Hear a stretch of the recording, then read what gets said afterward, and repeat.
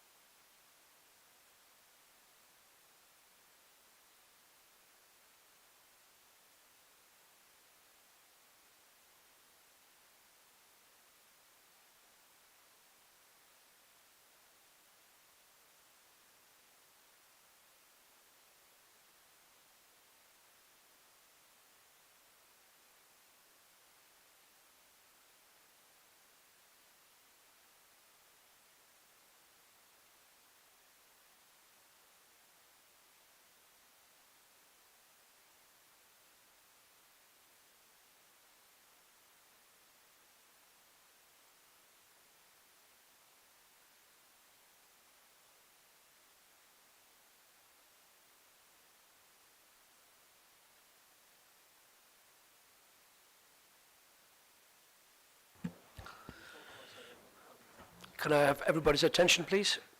I would like to begin by welcoming those members of the public and press who are in attendance. A few housekeeping rules before we begin. If members of the public in attendance need to use the facilities, they are located back through main doors on this floor. If there is a fire alarm, please leave the building by the nearest fire exit and make your way to the Cathedral Concourse. If the alarm is an intermittent sound, this indicates lockdown. Attendees should stay in their seats and await further instructions. Before we start the meeting, please can I remind everyone that this is a meeting held in public and that the audio recording may be made available on the website in due course. Please therefore speak clearly into your microphones. Item number 1, apologies for absence. Can I ask the Democratic Services Officer if there are any apologies for absence or lateness? Thank you, Chair. We do have apologies from Councillor Jones. Councillor Mahmood is here as substitute. Also, Councillor Andrew Bond, Councillor Sandra Bond is here as substitute. Thank you. Item 2, declarations of interest. Does any member wish to declare any disclosable pecuniary interest or non-statutory disclosable interest? No? Thank you. Item 3, declarations to make representation as ward councillors.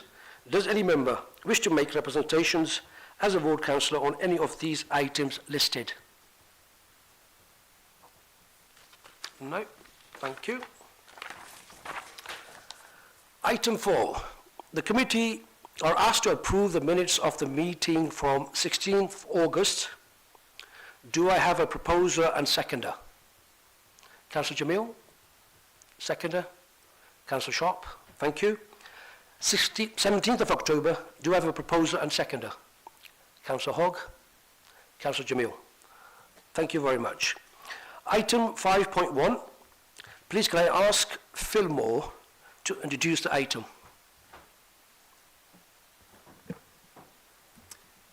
Thank you, Chairman.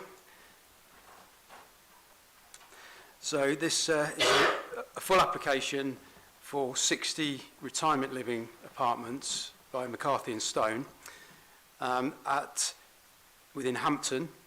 The site is a rectangular brownfield site of approximately 0.37 hectares at the head of the Serpentine Lake within Hampton. So just a few slides now on the site context. So the site is set within a primarily residential area on the edge of Silver Hill Local Centre, which is fairly close to the Serpentine Green Shopping Centre. Topographically, the site slopes down towards the lake.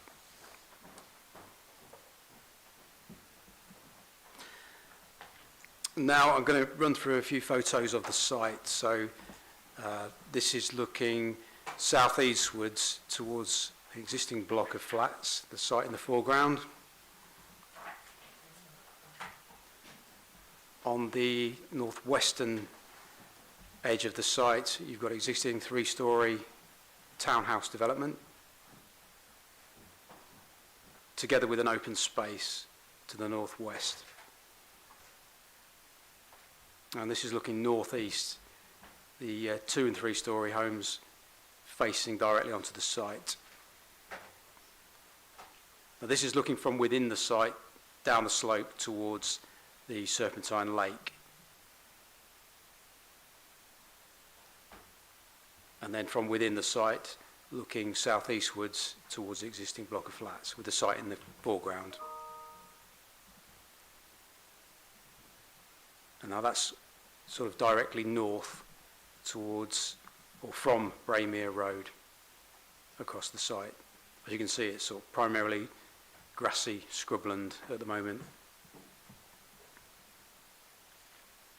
So, whilst this is a full application, most of Hampton is covered by outline applications or outline permissions. Most parts of Hampton will have been developed under reserve matters consents pursuant to the outline. However, this is a full application. There was a development, or there is an approved development area brief for this part of Hampton. It's This application, because it's a full application, is not bound by this or bound by the outline permission. However, this development area brief is a material consideration. So when my cursor is there, that's the site, and it's designated for residential development. The star or the asterisk, that designates an opportunity for a restaurant, cafe or public house, although it's not a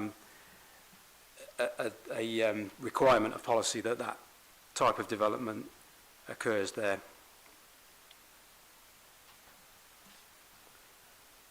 This is another part of the development brief, and this shows opportunity for a landmark building at the head of the lake. It also shows various view corridors.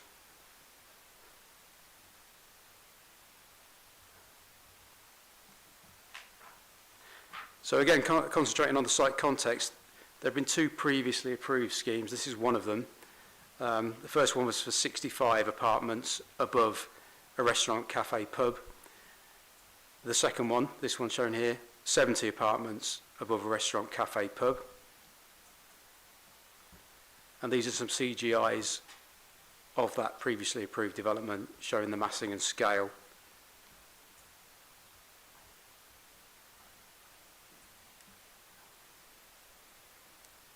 Now that's some street views of the previously approved development. And it should be noted that this particular development that was approved is taller than the one that's before you today.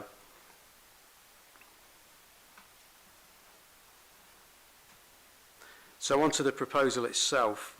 So as I said earlier, 60 retirement living apartments consisting of 35 one-bedroom apartments and 25 two-bedroom apartments. And the applicant states these are to be sold on a long lease to over 60s.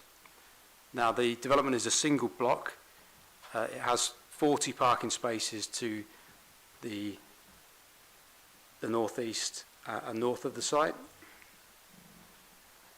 It also features a new public footpath along the head of the lake. Currently, it's kind of used as an informal footpath, but this will formalise it.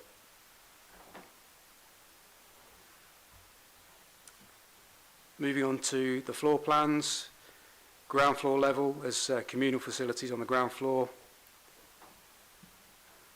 First and second floor, the apartments, as well as the third floor. On the fourth floor, again some apartments, but there's also a lounge and a roof terrace. Then on the fifth floor, some more apartments. These are the elevations. As you can see, it's a contemporary design. Featuring balconies facing the lake, Juliet balconies facing the opposite direction towards St Edmund's Walk. It's a block of differing levels, so you've got 6 stories on this side, coming down to 4 stories on this side. And there's some more elevational drawings.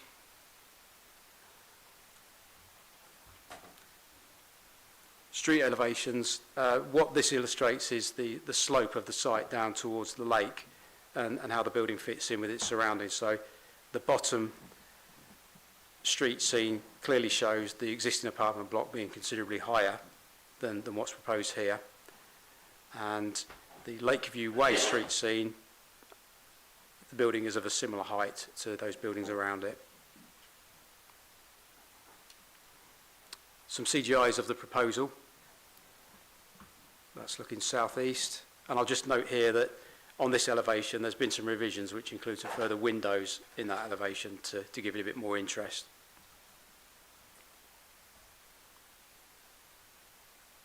St Edmund's Walk, that's as it is now with the building. That's looking back towards the site from the lake as existing and with the proposal. And again, you can see the comparative heights of the existing apartments and the 3-storey development over this side. So key material considerations. Principle and density. Officers consider this to be appropriate and in line with the development brief, also of a similar scale and massing to what's already been approved in terms of design and layout. Highways, it's acknowledged that there is only 40 parking spaces within the site. However, the applicants have done a parking survey which our highway colleagues consider to be comprehensive and to demonstrate that it's acceptable in terms of the parking impact. And that's obviously subject to conditions requiring a travel plan and some off-site restrictions on the junction of Lakeside Way and St Edmunds Walk. Residential amenity, good separation distances, acceptable level of amenity for both future residents and those who already live there. Drainage, it's in line with the general drainage strategy of the Hamptons. On-site attenuation, draining at a slow rate into the Serpentine Lake itself, so appropriate sud system. Ecology, there is an impact in so much as there'll be a net loss of biodiversity because you're talking about building hard surfaces on grassland. However, this can be mitigated through conditions and also through Section 106, which I'll mention in a minute. Infrastructure and viability. So the applicant has submitted a viability assessment which has been rigorously tested by our consultants, and what that has demonstrated is that whilst they can't afford the full quota of Section 106 obligations, they can provide a significant contribution towards off-site affordable housing, off-site biodiversity enhancements, and also to secure the new footpath. So overall, all the impacts of the development are acceptable or can be adequately mitigated through a full suite of conditions which you will have seen in the report. A couple of other matters to just mention. A number of objectors referred to loss of a previously unencumbered view towards the lake and also loss of property value. Just to say that neither of those are material planning considerations. They cannot be taken into account in this decision. So, in conclusion, the proposal is recommended for approval subject to conditions and Section 106 as outlined in the report. Thank you, Chair. Thank you, Mr. Moore. We received a request from the Hampton Parish Council to speak, but I understand they're not attending. We've got a substitute, which is Councillor Wiggin. Councillor Wiggin, would you like to come forward?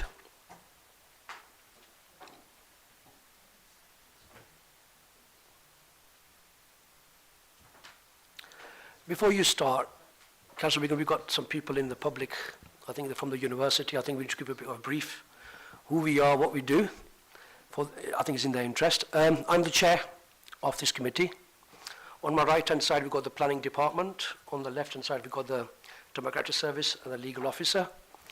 On both sides, we have a mixture of different political parties, members. This committee is non-political. We can't be predetermined, and that's the way we work. Now, Councillor Wiggin, you will be given an opportunity of 5 minutes to speak. When the 30 minutes remaining on your speech, Democratic Service will give you an indication. And when the time's lapsed, we will let you know.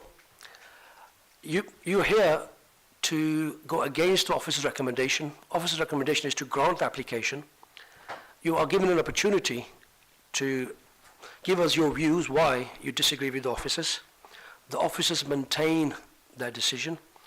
And once you've finished your address, committee members will have questions for you for further clarification.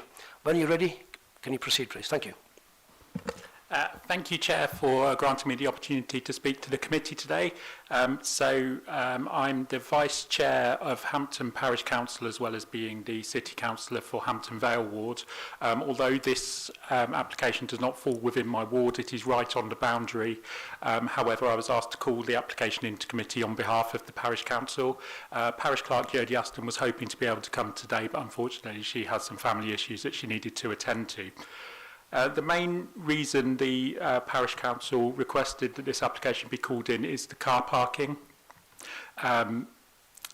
Parking is a massive issue across all of Hampton.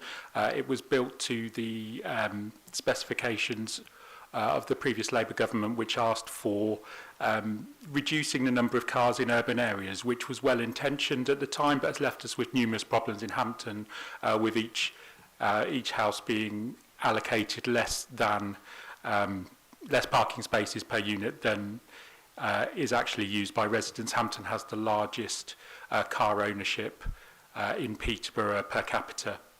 As has been mentioned in the report, there are 40 spaces provided for this application. However, according to the local plan, there should be one place per dwelling plus visitor parking. The Parish Council believes that the application should meet that requirement in the local plan, and it would set a dangerous precedent should the local plan not be followed. The parking figures, although we understand they are taken from similar properties, one of these similar properties is Cranberry Court in Hampton Centre, not too far away from this development, which has a gated car park, but also has a pub and cafe next door to it.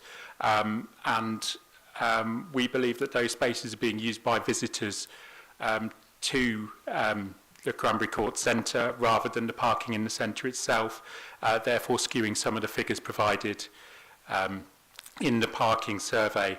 The Parish Council is also concerned that a lot of the parking spaces around the development are already assigned in other planning applications. For example, there are spaces on Braemere Road. These have been cited in previous applications, such as for Desco on Braemere Road, which says, due to the nature of its business as a hot desking office space, that people use those spaces to park there. And they're also used at times by people dropping off children at the nearby college. That covers the parking. Also, where's my other sheet gone? Yeah, so mentioned that a lot of residents objected on the grounds of the visual amenities. It's been stated that this cannot be taken into account as a material planning reason, and I understand that. Other points were raised about the impact on wildlife and the impact on the walking route around the centre. I understand those have both been raised in the report. I'm pleased that the footpath is going to be maintained, because that is in regular use by Hampton residents, as it is an informal path at the moment, awaiting some development in this space.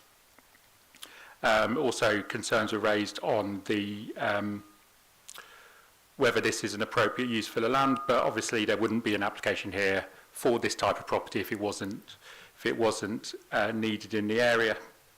So we welcome that McCarthy Stone have engaged with the Parish Council during the process, although the issues we raised around car parking haven't been addressed, which is why we've come to committee today.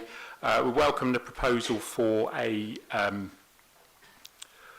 parking restrictions to be put in around St Edmunds Walk and Lakeview Way. That is a problem at the moment with inappropriate parking. It would be good to see that being dealt with, tied into this development.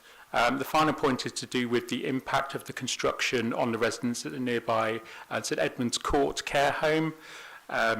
This was an issue that was raised at great length in the previous application that members 10 seconds left, Councillor Wiggins. Thank you. That members have seen. Some of these very elderly residents and concerned about the impact of activities such as piling on them, and I'm pleased to see this has been addressed in terms of conditions for this, and I hope these are the strongest conditions possible. So to conclude, the objection the Parish Council has is to do with the lack of car parking spaces that does not meet the requirements in the local plan, and we would like to see this addressed before the application is able to proceed. Thank you. Thank you very much, Councillor Wiggin. Members, do you have any questions? Councillor Sharp. Thank you, Chair, and through you, Councillor Wiggin. Yeah, thank you. Obviously, as a fellow Hampton councillor and aware of the parking issues. I mean, I just note in the report, and I think you've alluded to the previous application that was approved circa 2017 was for 60 parking spaces. Are you aware, have you got any comment on whether that was acceptable at the time and what the differentiation would be now, given that the officers are obviously minded to approve?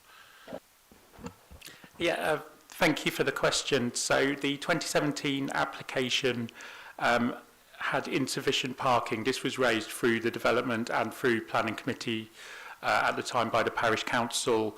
That was for private development of 1 and 2 bedroom houses with the associated pub and restaurant, which would have generated a lot more traffic movements than this development will do. As I said, the parish council objected to that application on the grounds of insufficient car parking. The original plans were amended to increase the amount of car parking available. I believe one of the reasons that application hasn't been built is due to the increase in construction costs due to the underground car park that was proposed, and the difficulty in building on the land, which is not a straightforward plot of land to build on. So in a sense, this development is better in terms of the impact on traffic in the neighbourhood and car movements and car parking. However, neither of these applications met what was expected in the local plan in the car parking standards, and that is a great concern to the parish council. Thank you. Councillor Harper? Thank you, Chair, and through you. Hi, Chris, Councillor Wiggin. What's your views on the survey that's come in from the developer that effectively says they won't all be used, or not all the time, and obviously that's something that Highways have taken on board and are suggesting it meets their criteria? What's your views on that, please? Yeah, thank you for the question. So I appreciate that the survey's been done based on similar properties, as I detailed before, and as was explained to the parish council by McCarthy Stone and their agents in consultation before the application. One of the sites used for that survey was Cranberry Court, which is a similar development nearby, and we believe that the car park there is not being fully used due to the proximity of alternative car parking, particularly for visitors. So that site does sit next to the Mulberry Tree Farm public house, and also the Costa Coffee site, and also along Hampton Avenue, which most of the land alongside isn't built on yet. You've got houses on one side, and then it's currently open fields. There is a pending planning application for the site, and another one further along in pre-application consultation. But at the moment, those spaces along the road are not used for any particular development. They're available for residents and visitors to use should they choose to, and it is our belief that visitors do indeed use those spaces both in the pub car park and along the road, which are nearer to the front door of the property. Just to come back on that, what about the other property that they surveyed? I'm not aware of that, but we were using the local information based on Hampton, which is very car-centric in terms of transport. We know it's the highest per capita car ownership. In Peterborough, there are concerns in the area where the other property is Cranberry Court about the suitability of that road for more development. Obviously, I don't want to go into details that will be covered at a later meeting. I have called in another application on that site, so I won't go into that now. But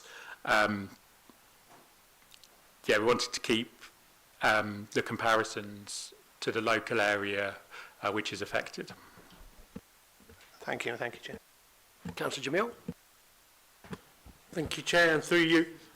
Is your objection regarding the car park is it to do with people who've been visiting, the people who are going to be resident there, or is it going to be other people in Hampton using it as a car park? So what's the...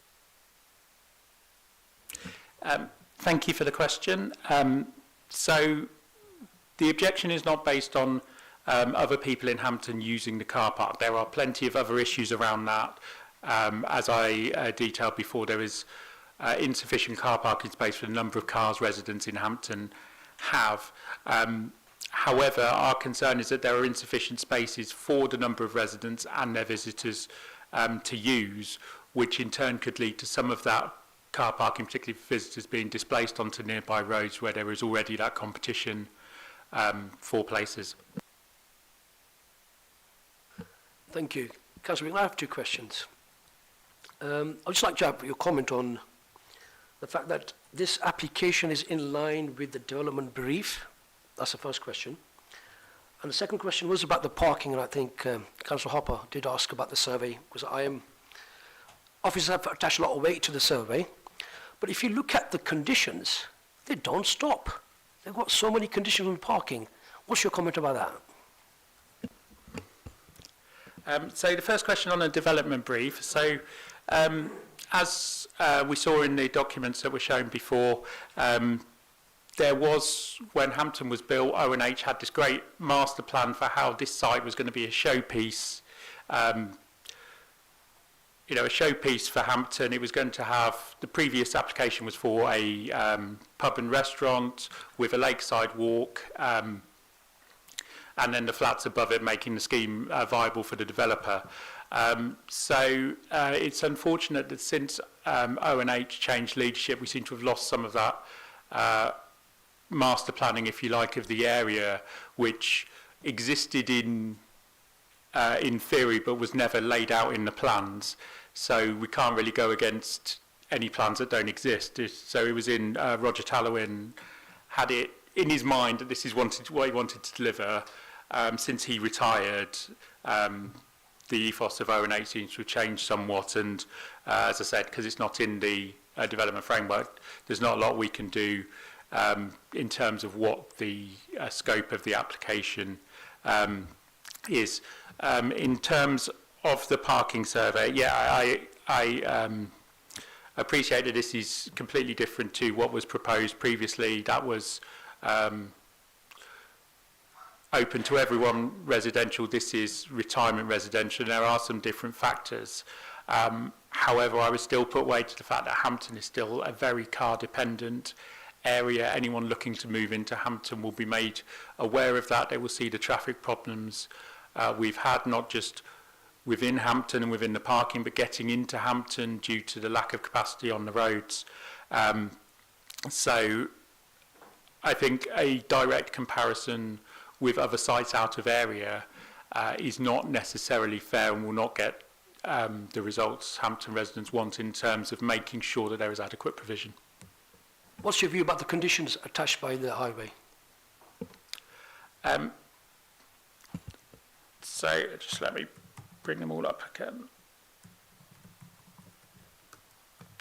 So certainly in terms of the conditions, in terms of requesting that extra traffic restrictions be put in around the area, welcome that, because that's a notorious area. That junction with St Edmunds Walk and Lakeview Way, there are cars parked all over the place there. It's a free-for-all at the moment. I think I'm not sure why it hasn't been considered previously for a TRO, but I'm glad that that's now being put in place. Haven't had any other feedback back from other parish councillors about the other conditions. So generally you're happy with the conditions, yeah? Yeah. Thank you. Any further questions? No? Thank you. You may now return to the public gallery. Thank you. Thank you, Chair. Can I ask Rachel Clare to come forward, please?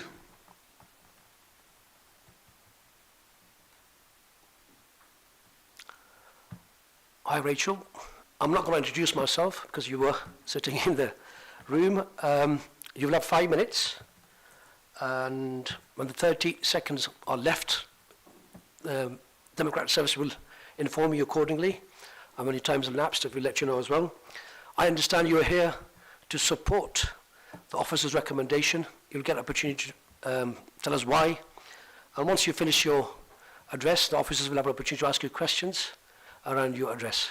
When you're ready, go ahead, please. Thank you. Thank you, Chair. Good afternoon, members.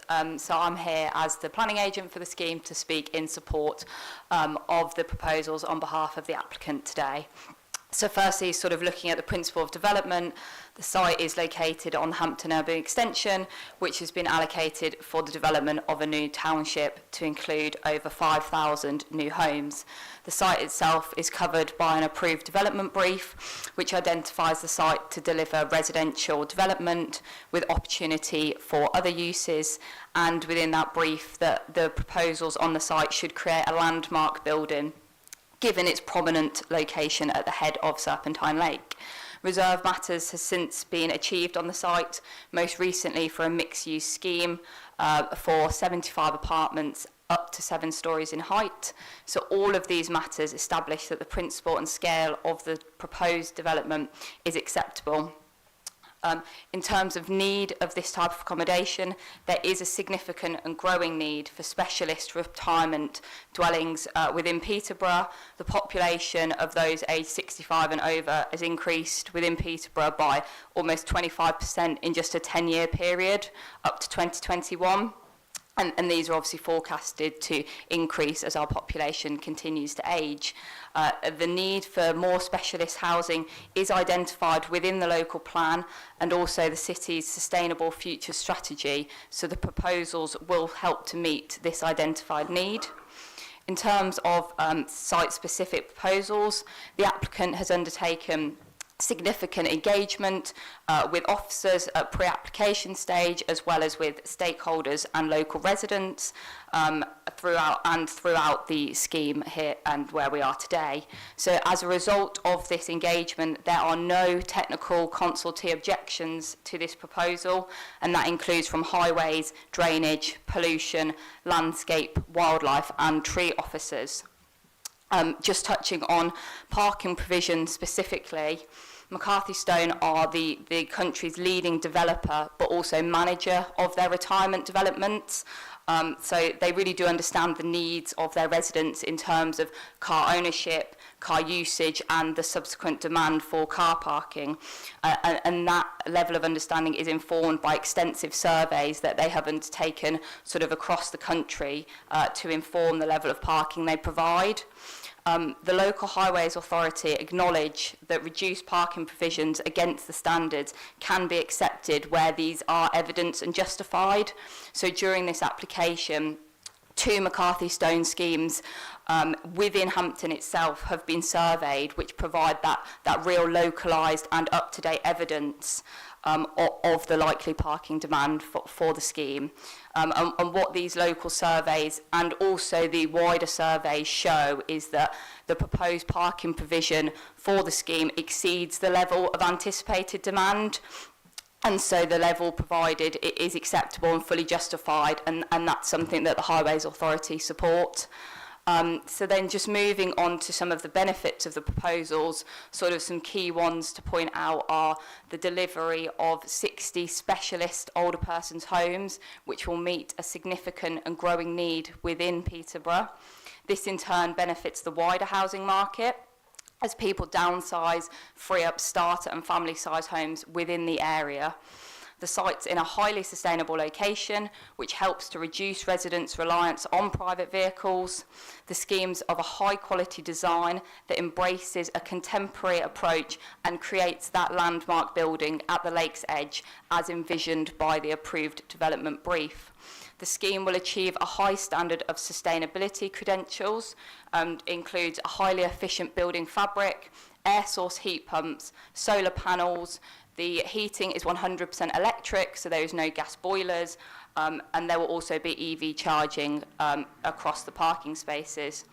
Externally, the proposals will create a high quality landscape setting for future residents and will also secure the delivery of formalising the public footpath along the lakeside edge, which will be for the use by the public and secured in perpetuity.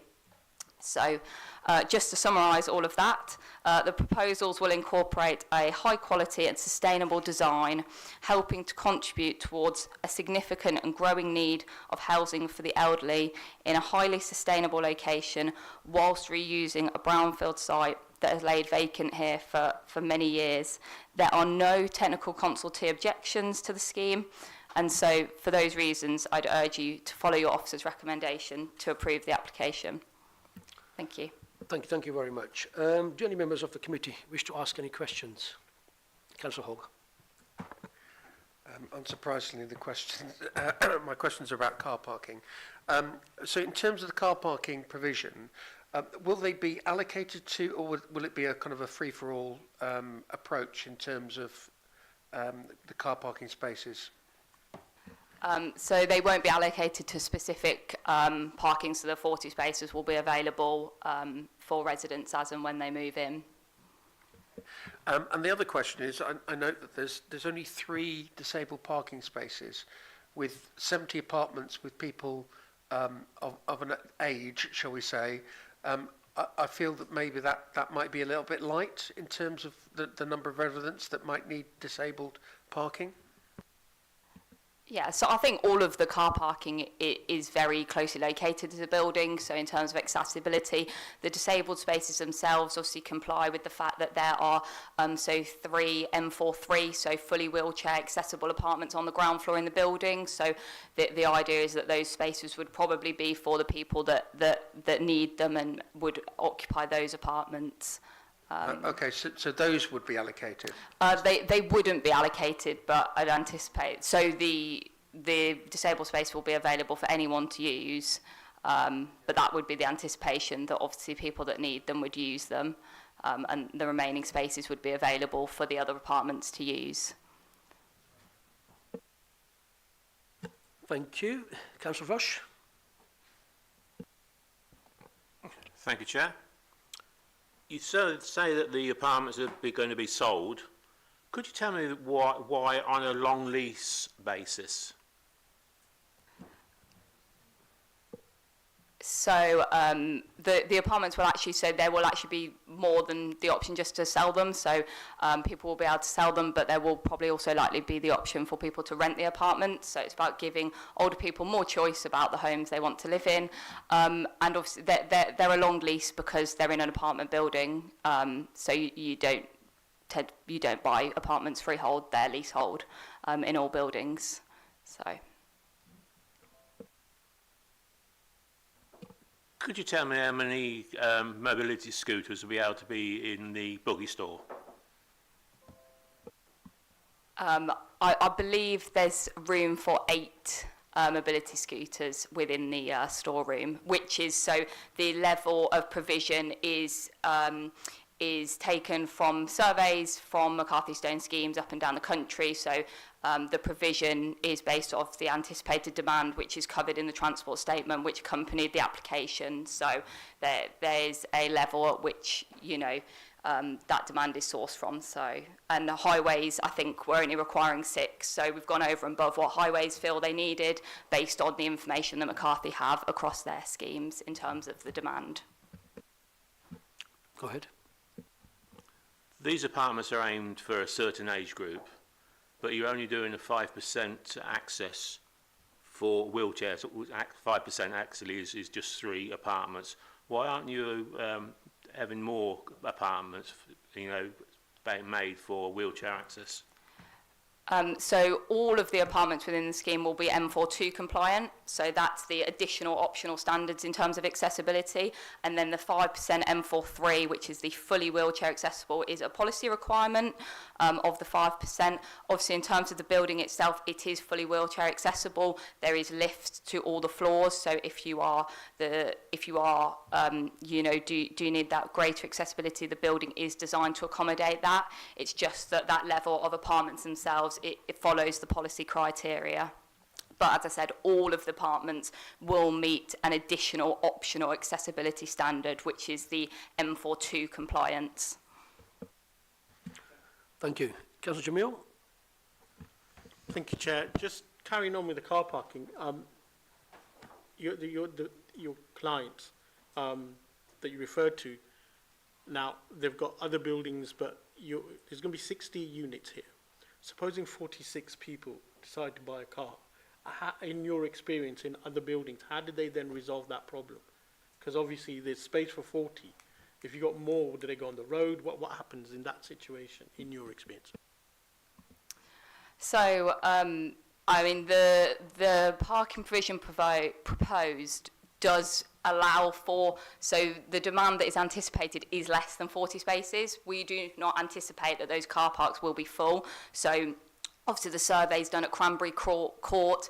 The other scheme in Hampton of McCarthy Stone was Royce House. So neither of those car parks at any point were at capacity. And what you did see from those surveys was that, so Royce House as an older development, as the people that live in there get older, the car parking was less used than at Cranberry Court, and that's absolutely in line with the data that we have that shows, you know, as people age in place, more and more people give up their car. But I think, you know, in terms of these schemes, people are fully aware when they purchase these apartments or want to live in there that parking is restricted and, you know, there isn't a space for everyone.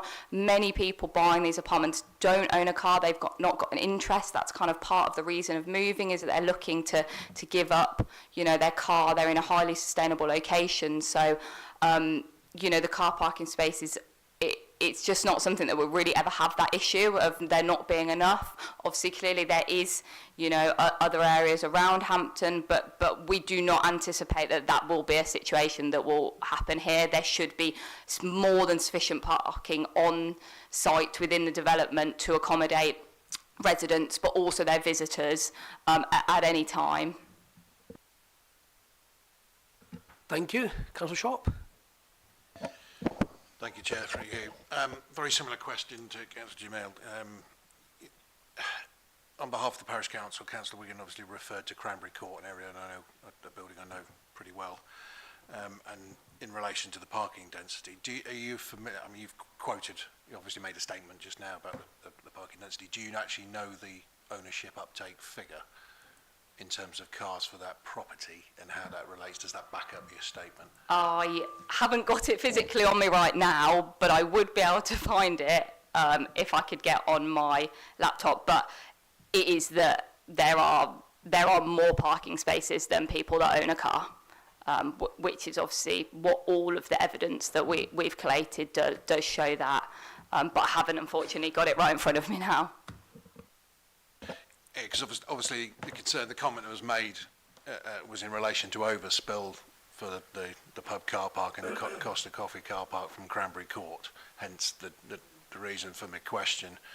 I've never seen the car park at Cranberry Court fully utilised, but obviously the concern is if that is because it's overspill into what you could deem public car parks, is that same thing going to happen in that area? So are you saying that the number is very significantly lower in terms of percentage uptake, as far as you're aware?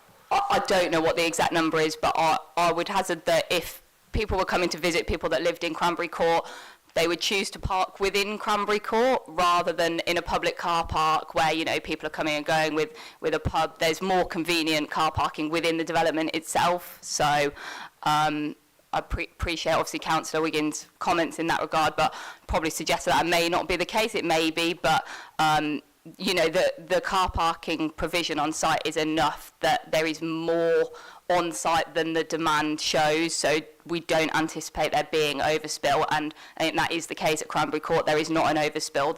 That data from the survey shows that there is capacity still within the car park, and obviously trends, if you look at Royce House, that is generally that car ownership will be at the highest at the point that people move in, and as they age in place, that drops off more and more. And very often, you know, people move in and go, oh, I just don't need my car. Actually, I can walk everywhere. I can get on my mobility scooter everywhere. My family live around the corner. I've got facilities, and they very quickly actually even give up that car. And that's exactly what we see, obviously, in the data. If you look at Royce House as an older development, that there's quite a drop off in the usage of the car park, even more so.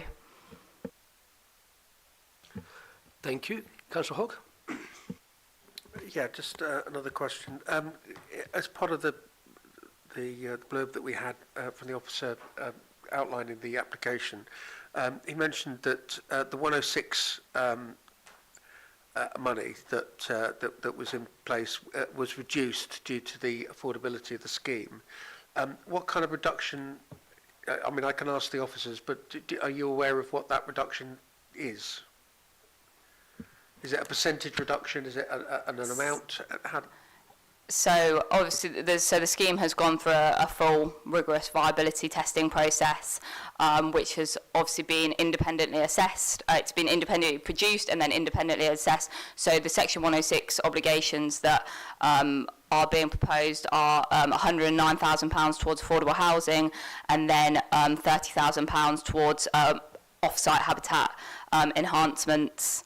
And then obviously also the public footpath, which will be secured in perpetuity for the public. So McCarthy Stone will deliver that, build that, maintain that, and it will be open to the public. So that's the sort of headline 106 obligations. So it's not kind of worked out on a percentage. It's all sort of rigorously put together and then tested independently. And that's where the outcome has got to.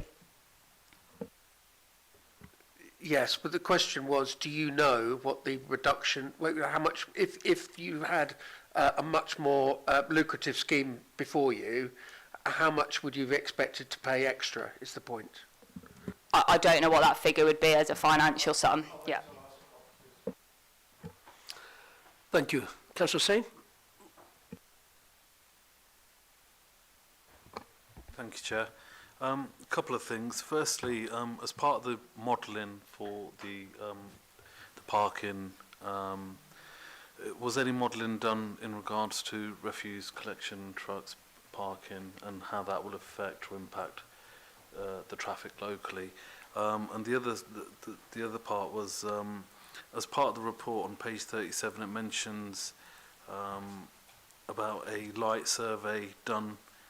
Sorry, let me just find it. So there was a light assessment done to check modelling, but that seems to be only been done for the apartments. Do you know if it was done for the buildings near the proposal, as in the neighbouring properties? Yeah, so firstly, in terms of the refuse, yes. So the refuge vehicle that is used by the local authority has been tracked through the site, and that has been provided to the local highways authority, and they are happy that all works and that the refuge vehicle can get in, turn around on the site and exit safely and without any impact on the scheme, on surrounding areas. And then just in terms of the daylight sunlight assessment, so that is done simply on the building itself, so it's measuring whether the habitable rooms within the development receive sufficient sunlight, daylight, and obviously that's assessed as achieving all of those aims.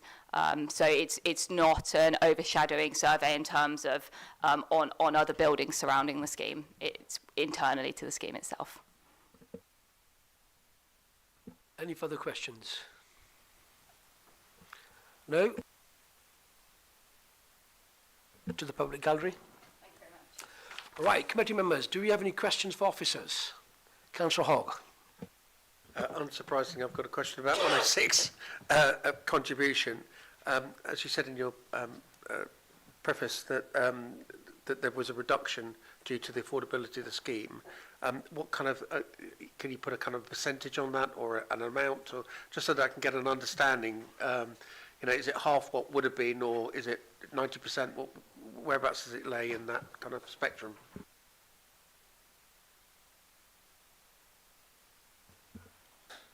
That's a very good question, and I'm actually waiting for the case officer to come back to me with that figure, so very shortly I should have the answer to that question. I have got another question.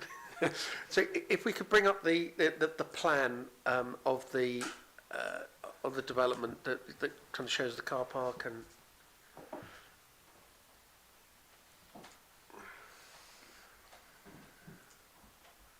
I think yeah. So in the bottom right-hand corner, there's a rather large white space. Is that just kind of patio decking? What is that exactly?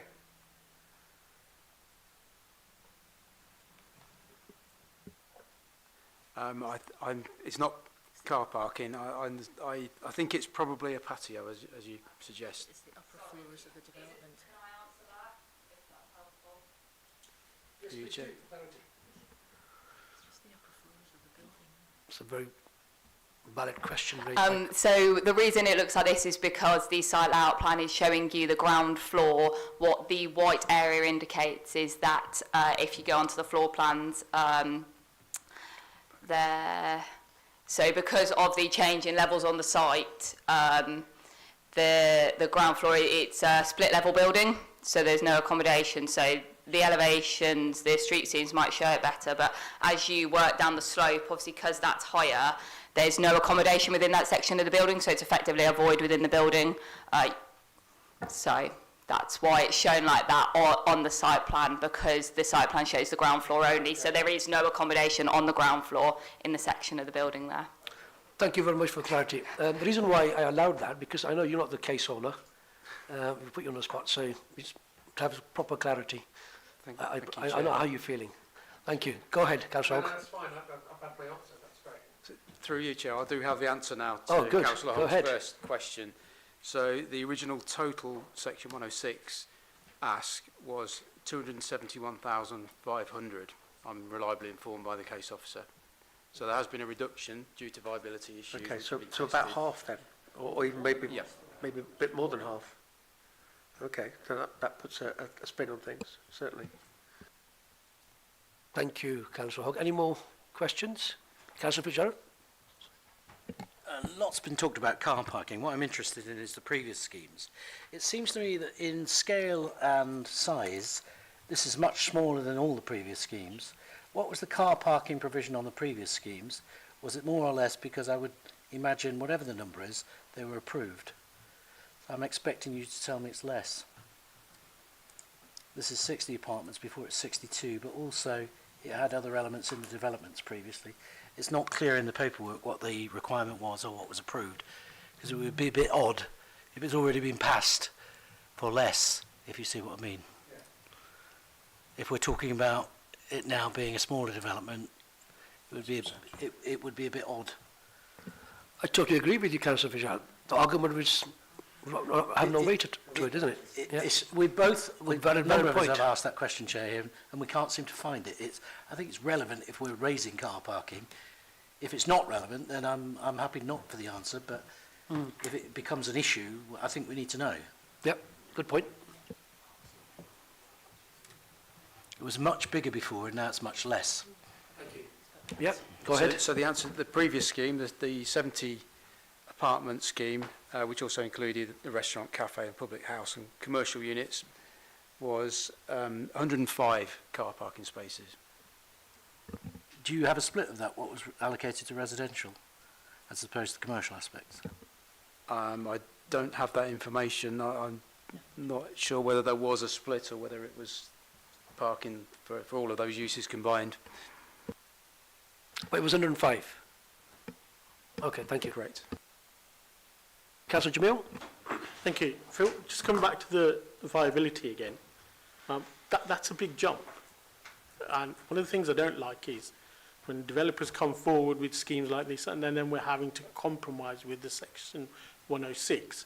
Now, what would have been taken into consideration here? Because we've taken more than 50% off just to get to that 109,000 figure. Just enlighten me, please.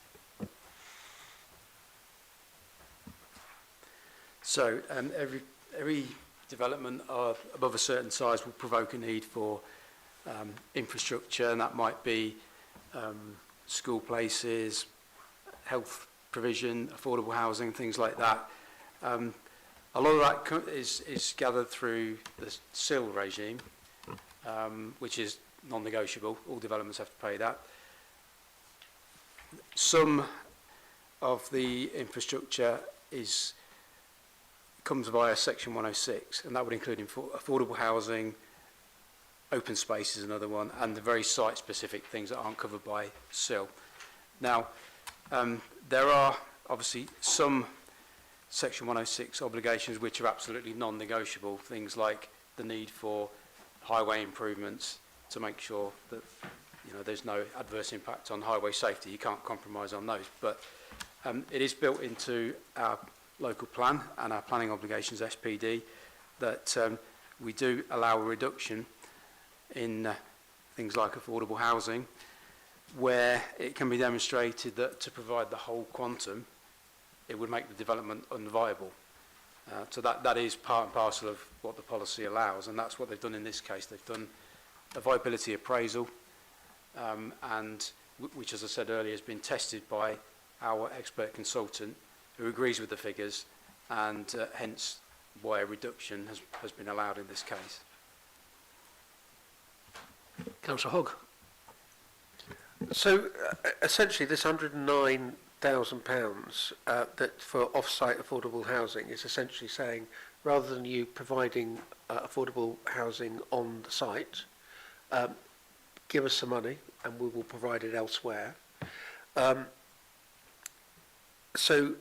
From my calculations, that it's 30% is the outlying for the local plan. So that would mean that 18 properties, we would need enough money to build 18 properties. I'm trying to work out £109,000 pays for 18 properties.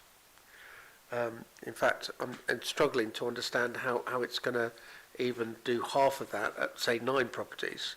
How many properties is £109,000 actually going to produce? It sounds like a really big figure, but then when you actually start looking at it, it now starts to look extremely small.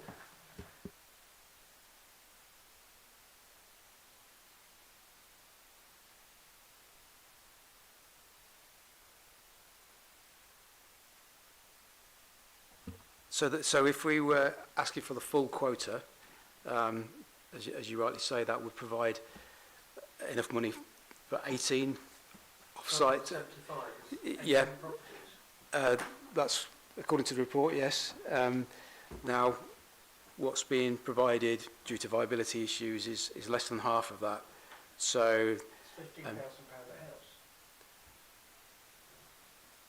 So it's going to be considerably less than 18, but it all goes, when you get off-site affordable housing contributions, it all goes into a central pot, enabling the council to provide affordable housing where it's needed elsewhere.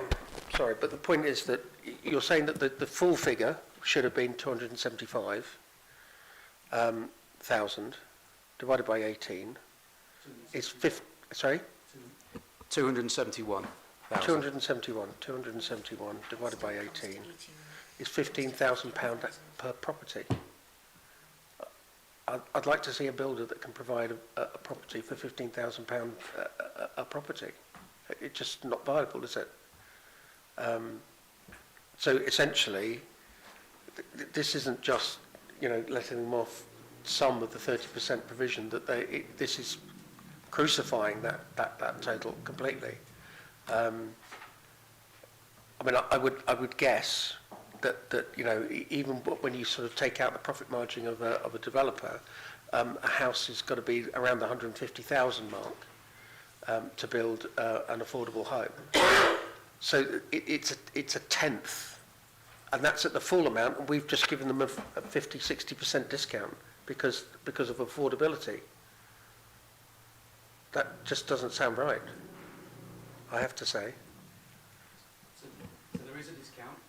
Sorry. Yeah. There is a discount applied, obviously, and that's for reasons of viability. No. So, but even with the viability aside, even if we'd been looking at a figure here of £271,000, that would have only been a tenth of the provision that they should have been providing on site.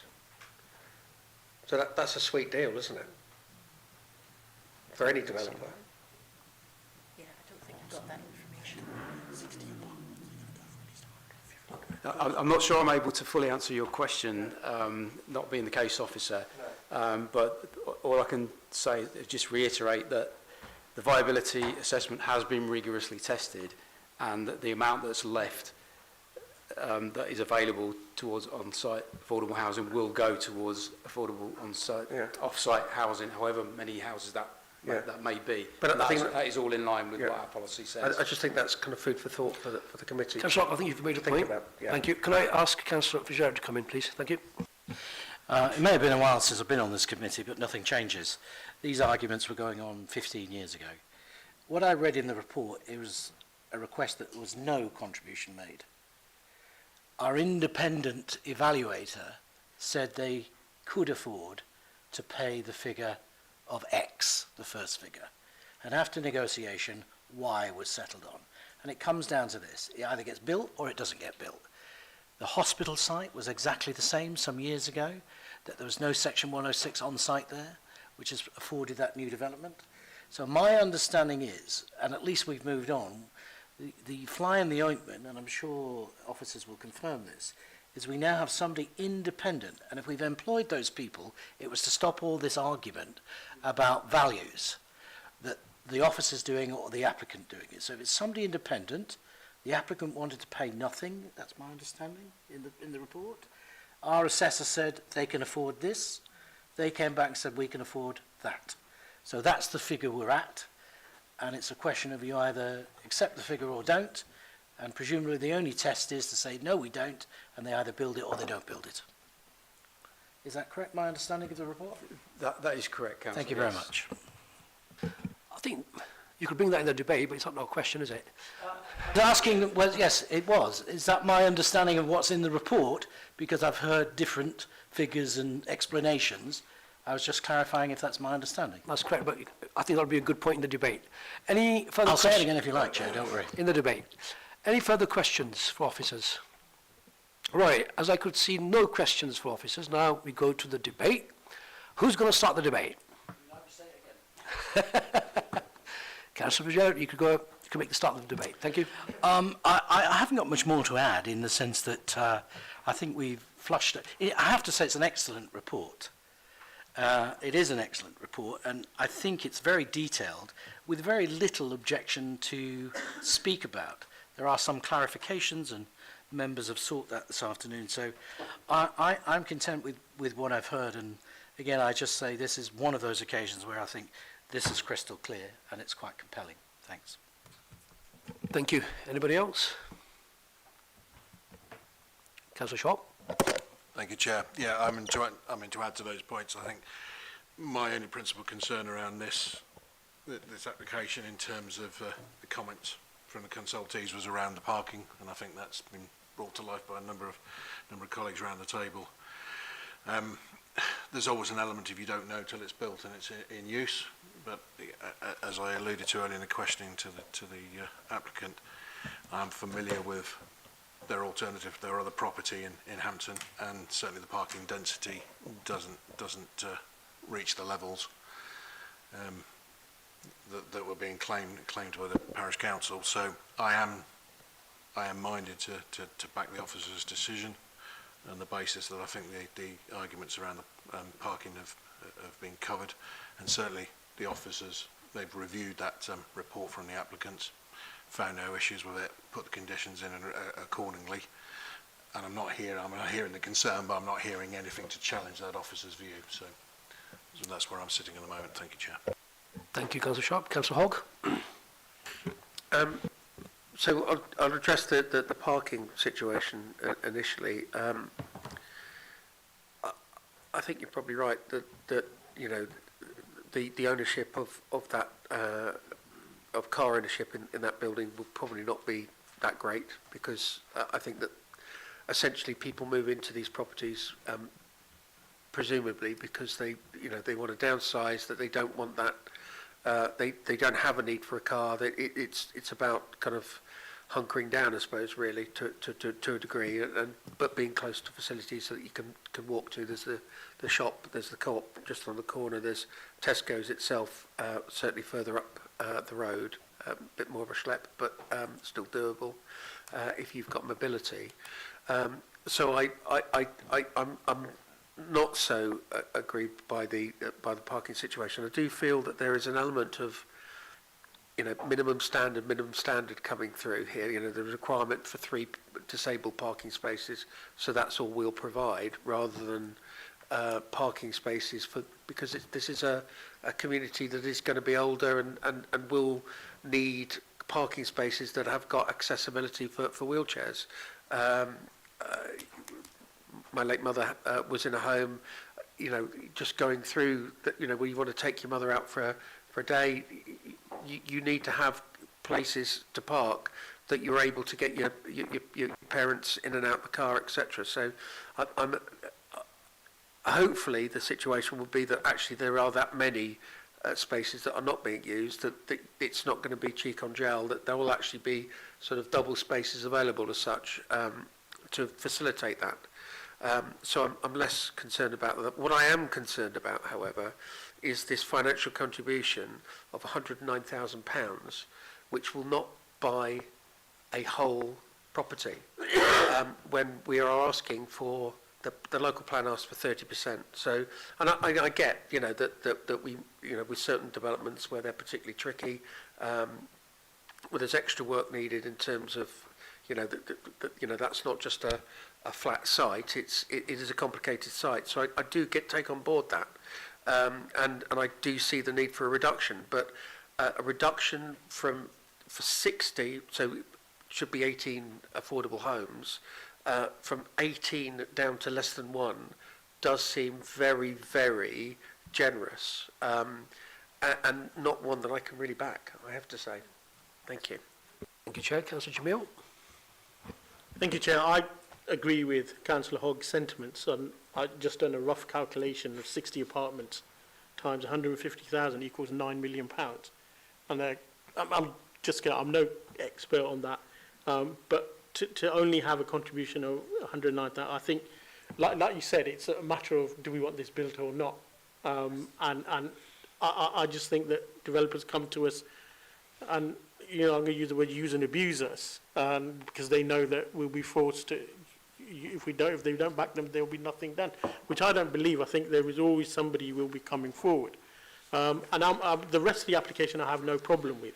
That I have a big problem with, because of the fact that that's money that we should be putting aside for people who should be locally should be building houses for, and for that reason I'm having real difficulty, finding, the mind to actually approve this application. So I don't think I'll be backing the officer's recommendation.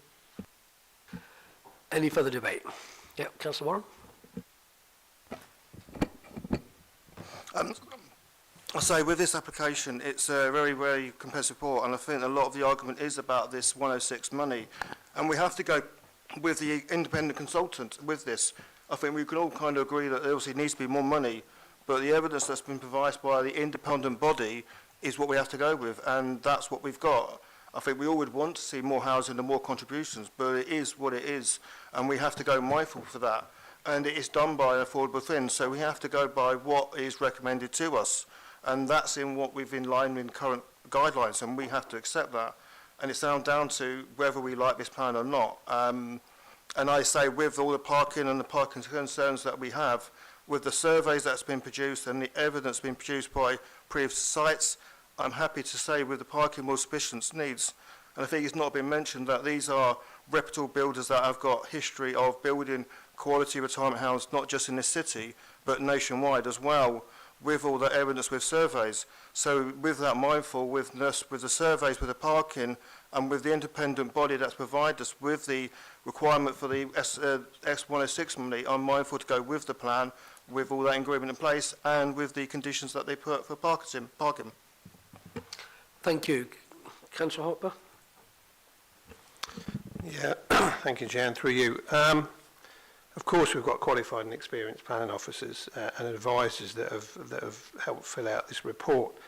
And from a parking point of view, I am happy with Highways have looked at the report that came in, and I think on balance, I wouldn't have a problem with what's being proposed. However, we had something very similar when it comes to viability at Sugar Way. You may recall those who are on committee, where we called the bluff, and things substantially improved. Now, I agree with Councillor Hogg that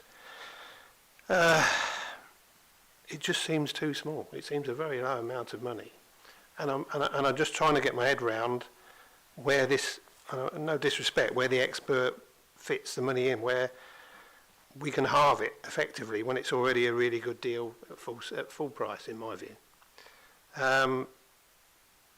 I would want to, if I was going to make a decision on this, I'd want that expert to be in front of me and tell me how he can warrant giving, or she, could be she, half the money away on this, which is, you know, and it's such a low amount of money, you can give half of it away. We called the Breath on Sugar way, because we said we've had enough of this affordable housing being knocked back. And unless committee decide that they're going to have that person here by some sort of, not determined today as such, then I would go against the application, I'm afraid. Thank you. Councillor Fitzgerald. I think we'd have to take advice on Councillor Harper's point, whether or not that's our material planning condition in terms of consideration, given that the advice has been given. But just returning to Councillor Hogg's point, I think when we talk about parking in disabled bays, I'm not an expert. I don't know what it says in policy about provision, but I would go with the applicant who has done modelling based upon their experience up and down the country on similar sized schemes. So I'm quite happy to accept their word. If they only need 3 spaces, they only need 3 spaces. I'm sure that they could be adapted if more are required, like everything else. So I wouldn't get hung up on that. In terms of the Section 106, there are numerous examples where precedent has been set here. And again, I come at risk of repeating myself, the applicant wanted to pay nothing.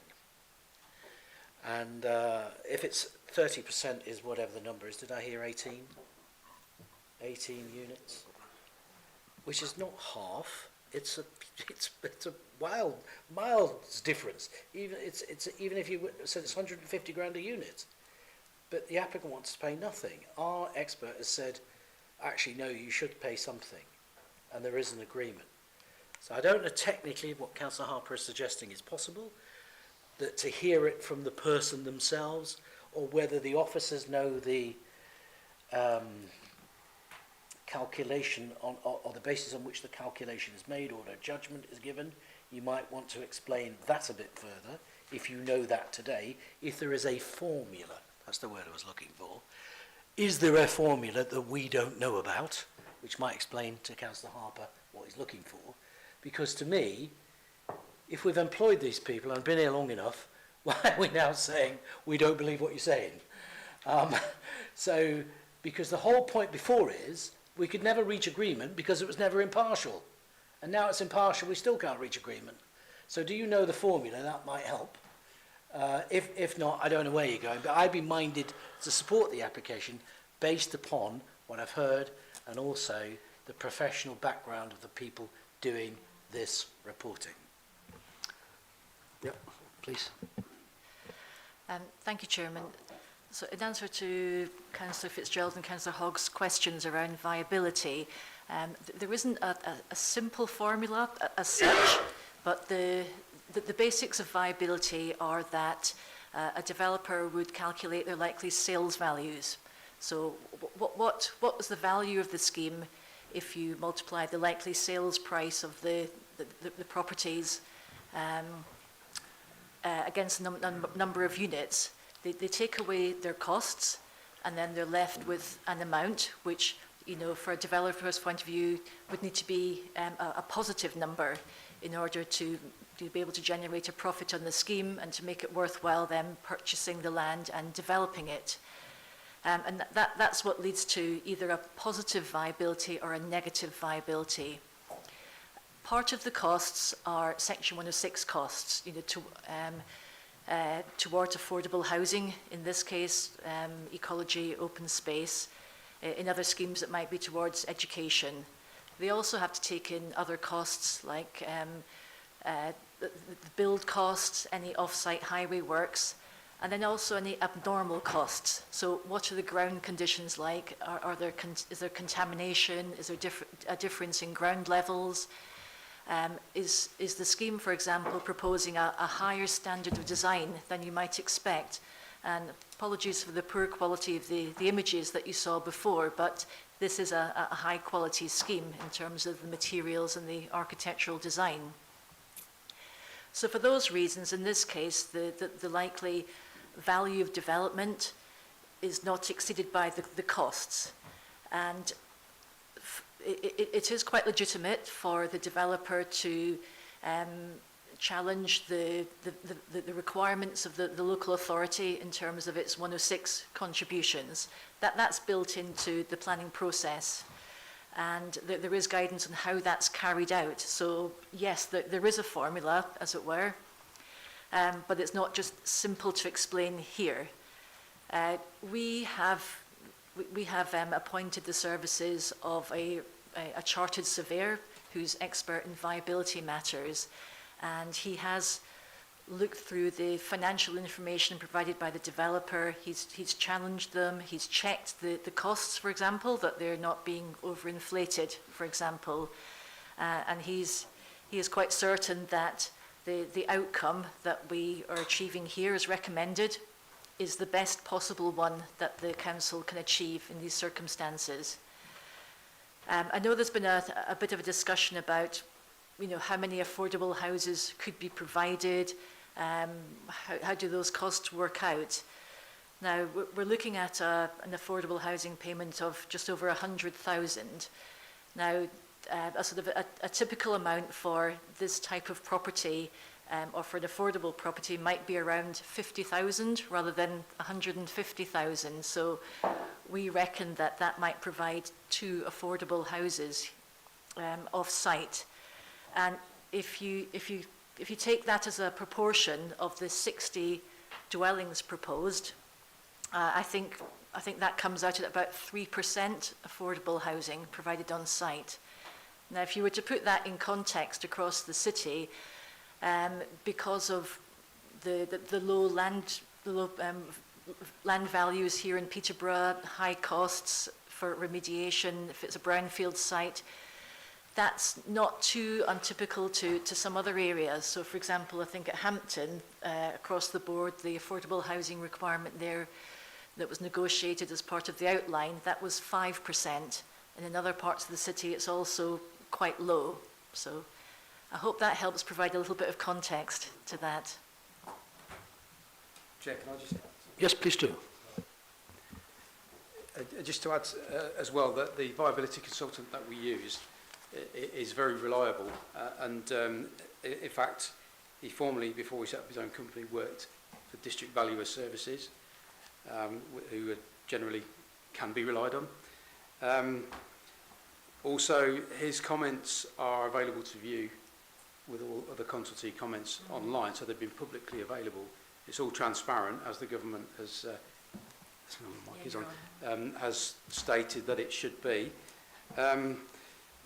Government guidance is very clear on this, on how this works, and it's all been done in line with what the government wants. I mean, in terms of land values, there are quite... the guideline is that it should be, the land value should be reasonable, and that obviously this is what our consultant has looked at, and he's come to the conclusion, yes, the land value is reasonable. It's not inflated, which sometimes does happen. Likewise, the level of profit as well is within reasonable parameters. Again, what the government suggests it should be. So there's no reason to believe that there's any kind of pulling wool over anyone's eyes or anything like that, as perhaps did used to happen if you went back about 10 years or something like that, when things were less transparent and the guidance was a lot less clear. So I think, you can be confident that this has all been done in an expert way and looked at properly. Thank you for that clarification. Councillor Hussain. Thank you, Chair. There's just a couple of things to mention on this. Firstly, obviously, there's a list of conditions on this application, which also add to the cost of build. On top of that, it's not just the Section 106 also includes the footpath, which they're going to maintain and look after. And, maintaining and building a footpath near a riverbank isn't a simple £10,000 job. I'm sure that's going to be a very expensive a part of this, including the money that they're given for local ecology. So it's not just the money for the, towards affordable housing. There is other money being added here. And I suppose if you added it all up, it probably would equate to what the original amount was. on top of that, you know, we're talking about apartments for elderly people. So the values of those normally, from my understanding, is less because sometimes although they're leasehold, they're sold at a lower than market value, which again would make sense how this has been calculated. So for me, I don't have an issue with the contribution that's been made. You know, the other stuff we talked about, parking, etc., and all the studies that they've done to ensure that it's a viable site, I think it's fair. So I'll be voting in favour. Thank you. Any more debate? Councillor Rush? Yes, I think we've had a very good debate.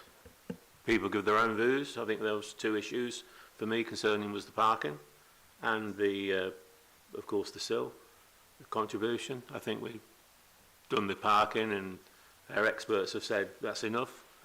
Listened to Mr Moore and Sylvia about the contribution, how it's all worked out. I can't see why I should not vote against it, because you know that they've had their experts in and done it, and if we called them in again, they'll only give the same reasonings. It doesn't seem a lot for 60 odd apartments are only that amount, but that's where we are. Thank you. Thank you, Councillor Rush. Anybody, any further comment? Right, I'm going to say something about it as well. Right, parking was an issue, and I think they've addressed it comprehensively. I've been on the committee for a long time, and we work with data, don't we? With evidence. So they provided the evidence, and the burden has been discharged. And being frank with you, committee members, this is a very good 106 section, man. Seriously, look at the conditions imposed on it. I've never seen such conditions. So I'm up for it. Now, talking about the 106, I mean, the main issue that was brought to the committee was parking. I mean, the speakers have raised, Councillor Wigan has raised parking. That's the main issue. It hasn't raised 106. But yes, we as committee members have raised it. Now, there's a purpose of engaging independent consultants. Yes? So I wouldn't be feeling sorrow if I was going to go in favour of 106. Why? Because I'm relying on the independent expert opinion. Okay? That's the starting point that I'm going to be relying on. And there's a purpose of engaging with them. They've come back with us and they've given us a figure. As Councillor Wisara said, that they were not willing to pay anything. And as a construction company, I would like to have a debate. I wouldn't want to pay anything. It's natural, isn't it? And then you debate and you have a discussion, and they've come to a conclusion that this is the amount that we should be is reasonable and acceptable. So on that basis, I think we've had a good, robust debate on it. I am minded to go in favour with the officer's recommendation. That's my personal opinion at the moment. Right, any further debate before we go to the vote? Oh, sorry, proposal actually. Councillor Fitzgerald. I'm happy to make a proposal to the Chair. It is, of course, disappointing that when we don't get the full amount, it does come down to the facts that you said. So I would therefore like to recommend to committee that we accept officer's recommendation and approve this application. Right, do you have a seconder? Councillor Harper. Right, all those in favour?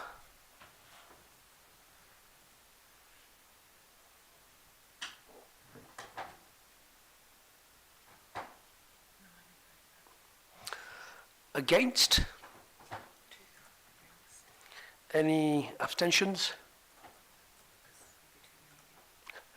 Thank you, members. Karen, please read out the result for us. So that's 9 for to go with officer recommendation and 2 against. Thank you. The application has been granted. Thank you. Right. Item 5.2. Members? I have been informed that that item has been withdrawn. I don't know whether officers want to say something on it. Sylvia, do you want to say anything on the item 5.2? Yes, thank you, Chairman. Members, that application has been withdrawn by the applicant for determination by the council, and therefore it's no longer before it's no longer before you as part of this committee agenda. Thank you. So the committee could note that that item has been withdrawn. Right, so we're on item 5.3. Can I ask the relevant officer to introduce the item?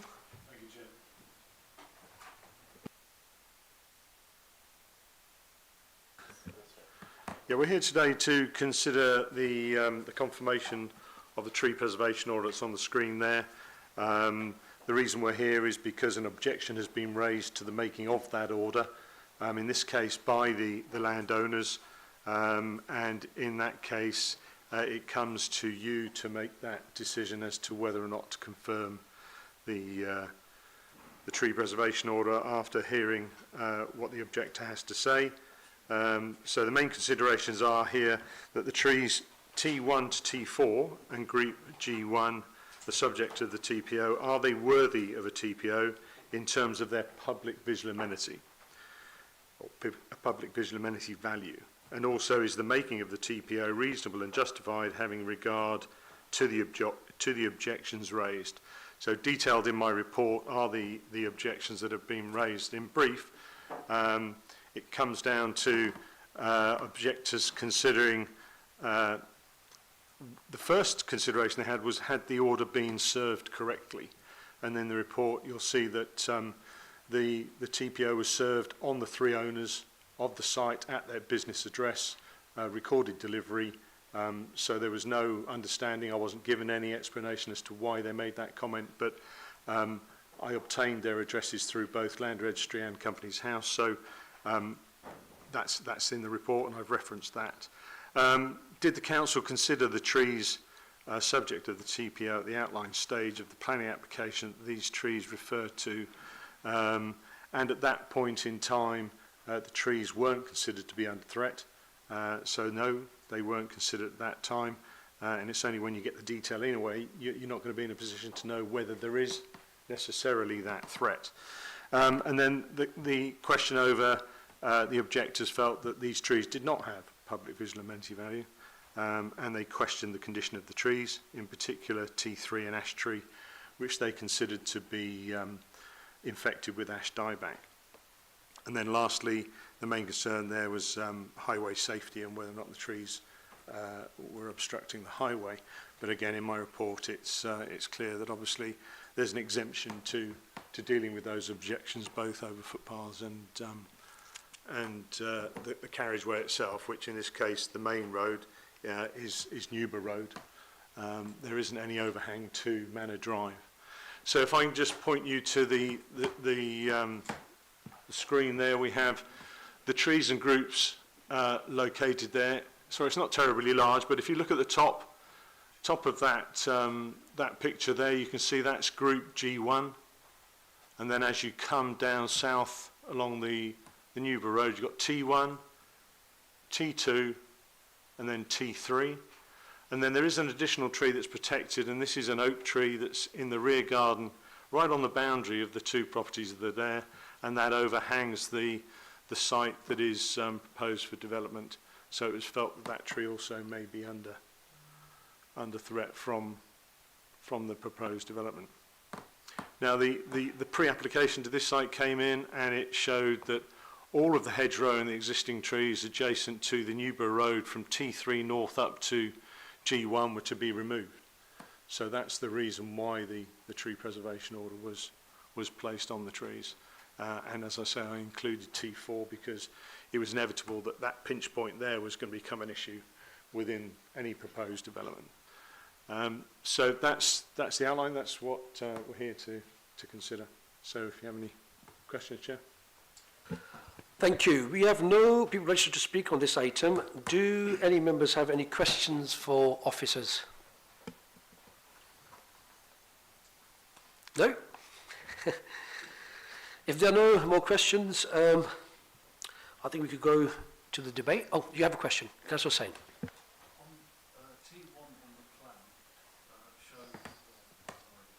Sorry, T1 on the plan sort of shows it over almost what may be a footpath in the future, say, because of the development and it being close to a school and develops on the other side, developments across the road, say.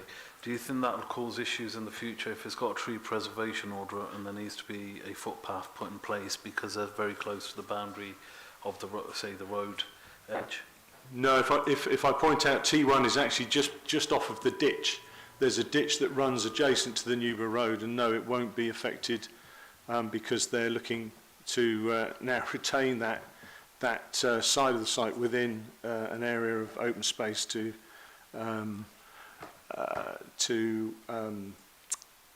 provide a bridleway along that part of the site.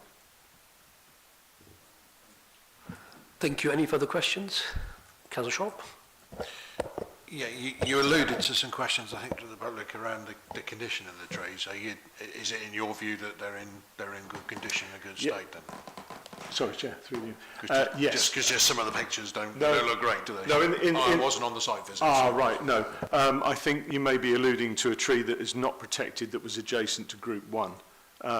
If we go back, can you see on that, sorry, that slide there, if you look on the far right, there's a tree that does appear to be in the worst of conditions, and that's not protected. And I think there was a lot of misunderstanding as to whether that tree was included, and the objectors included that tree within Group 1, unfortunately. But no, all of the trees have been assessed and do fulfil the criteria worthy of protection.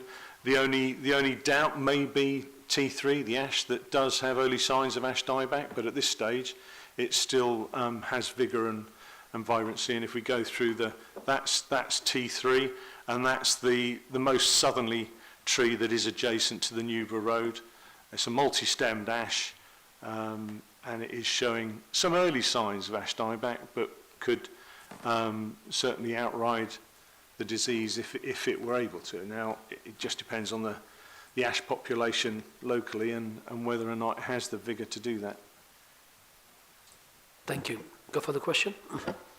Yeah, just something that springs to mind. I would like to come back to the other photo of G1 in a second, but just on a bit about the ash. So you're saying that there could be an issue long term. It's likely to be an issue long term. So the question would be, is it beneficial to do something now and get biodiversity net gain on the development as opposed to wait and not take the benefit from the developer? In all honesty, we can... Yeah. Sorry, Chair. Yes, in all honesty, in protecting that tree with a tree preservation order now secures a replacement. So we do get a replacement for a tree in that position.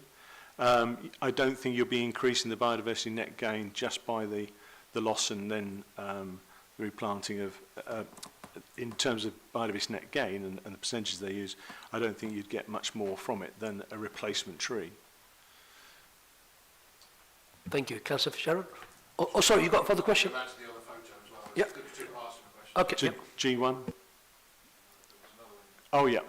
So is that included or not? Yes, so this is, as it says, this is seen from within the site. So the previous photograph is from the junction, where the junction Manor Drive meets Newborough Road, and then this is within the field itself, and it shows the trees that are protected, and you can just see T1 just off to the right then. So that's Group G1 that's there.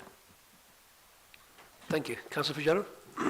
It's a pity the highways officer just left, because I have a slight question regarding highways, but Sylvia may know. So on the side of the trees, it's Keepmoat development, and on the other side is Taylor Wimpey. I don't know the extent of the Taylor Wimpey site or the numbers involved, but anybody attended that site meeting would have been in fear of their lives, because the road is atrocious.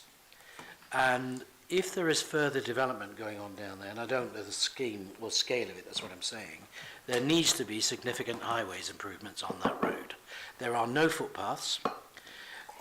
It's very narrow. The trees and the shrubbery encroach on sight lines and on visibility altogether. So I'm concerned about the longer term of what's happening in development terms. I think I know the Keepmoat site because it's fairly constrained. You can see it. I don't know the other side and what impact that has on the wider area, because the roads concern me greatly there. And I don't know if there's further development planned for further along Newborough Road at the moment, but I don't know if it's in the call for sites, for example. So we need to be thinking longer term here. I think we saw an early indication of sites, and without me memorising them all. So I'm just whilst I don't want to take trees out unnecessarily, I also don't want to hamper our own options as a local authority to be able to improve safety and accommodate in that area what is appropriate. So fine, put them on, but we must also be prepared to take them off if it's appropriate to do so on a number of grounds. One, health, because one of the trees we looked at looked like it was going to fall down any time. And secondly, the safety and of future residents, not just like in the here and now, but in the longer term development plan of the local plan. So that's my, I don't have a problem with doing it, as long as it can be undone if it's the right reasons to do it. Does that make sense? Thank you. Would you like to respond? Yeah. Yeah. Oh, sorry, the question is, if we do it, can we undo it if the circumstances are right? That's my question. I think we're still at the time where we're asking officers questions, aren't we? That was the question. Yeah, right. So you want to respond to that first?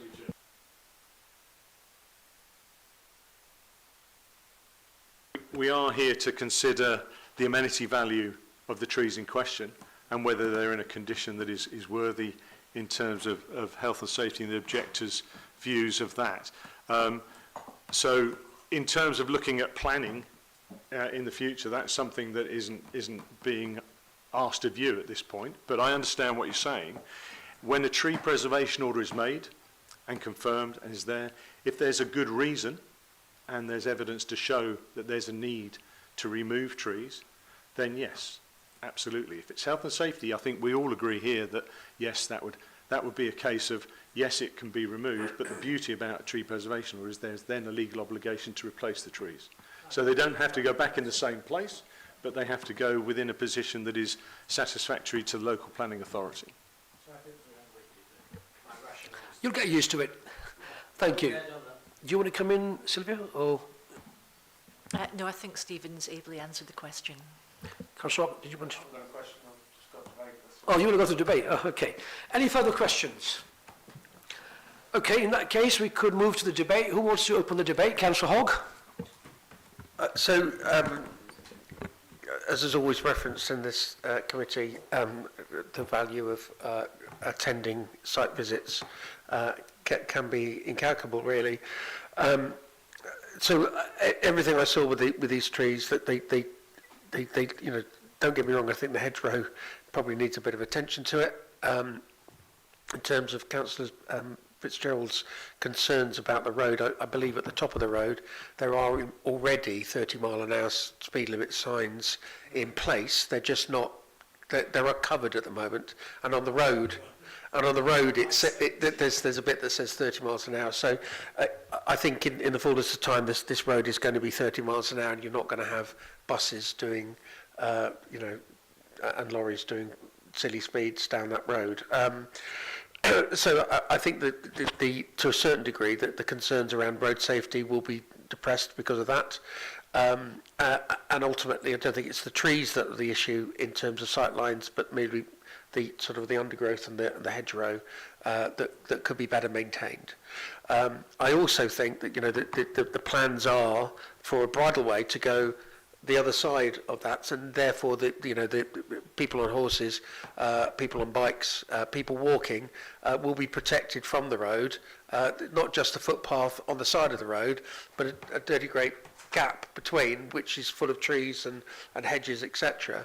So in terms of pollution, in terms of noise, a much better situation than just sticking a pavement on the side. So as far as I'm concerned, all of these trees, and it's particularly T4, which is a fantastic specimen of a tree, needs to be protected. So I'm more than happy to go with officers' recommendation on this. Anybody else wants to contribute to the debate? Councillor Rush first. Thank you, Chair. Yes, I weren't on the site visit, but I was on the original site visit when this first came to planning application, and I just can't see any reason why we should not put a TPO on this. I'll go officer's decision. Thank you. Councillor Bond? Yes, I agree. Oops. Sorry. Yes, I agree with Councillor Hogg. I was at the site visit, and I felt that if they had this bridleway the other side and they took the trees down and the shrubbery, it would really, really be dangerous for people, one, on horseback, also for people that are walking alongside there. And again, I feel that housing developments need boundaries between the housing developments and busy roads. And Newborough Road is a very, very busy road. I was there waiting for everyone to turn up, and I'm not joking. The way they were speeding along that road was horrendous, and the amount of traffic.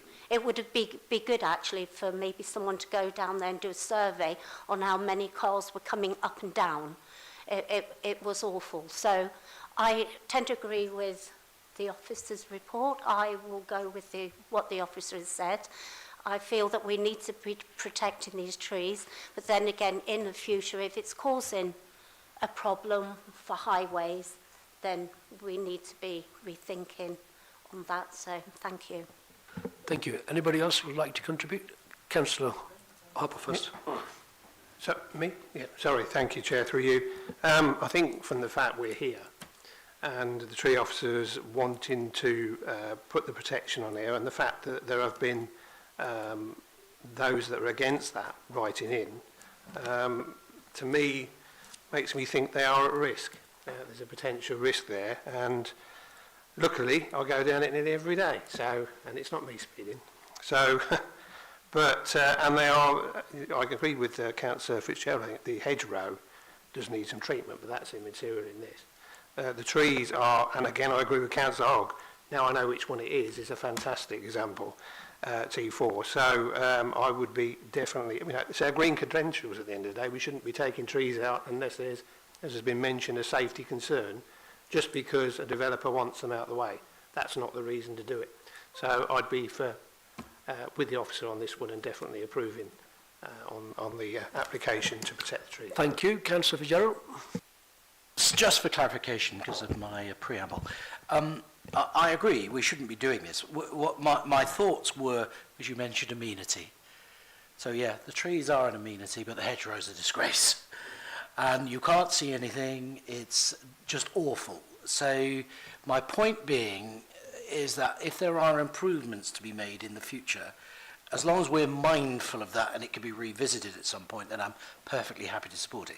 Because I guess the people objecting are trying to keep their options open, not necessarily remove the trees, would be my take on it, because they don't know where it's going. So I think, again, I'd be minded to support it. It's been clarified our options remain open for the future, but we should also get something done about that hedgerow, whoever owns the land, because it's terrible. And I didn't feel safe there at all. So there you go, Chair, thank you. Thank you. Councillor Bond, do you want to come in? Yes, again, while I was there on Monday, I went round one of the corners onto Manor Drive, and there was quite a lot of fly tipping there. So I think, like Councillor Fitzgerald says, a lot of maintaining needs to be done round there. I was told it wasn't council land where the fly tipping was, so that needs to be dealt with, I think. So I do agree with Councillor Fitzgerald. Something does need to be done on in that area. Thank you. As there's no further debate, can we go for a proposal now? Councillor Hogg? Quite simple. I'd like to approve the officer's recommendations and allow the tree preservation orders to go through. Councillor Harper, you want to second it? Yep. Got a second? Yes, Councillor Harper? I second it. Yep. Okay, all those in favour?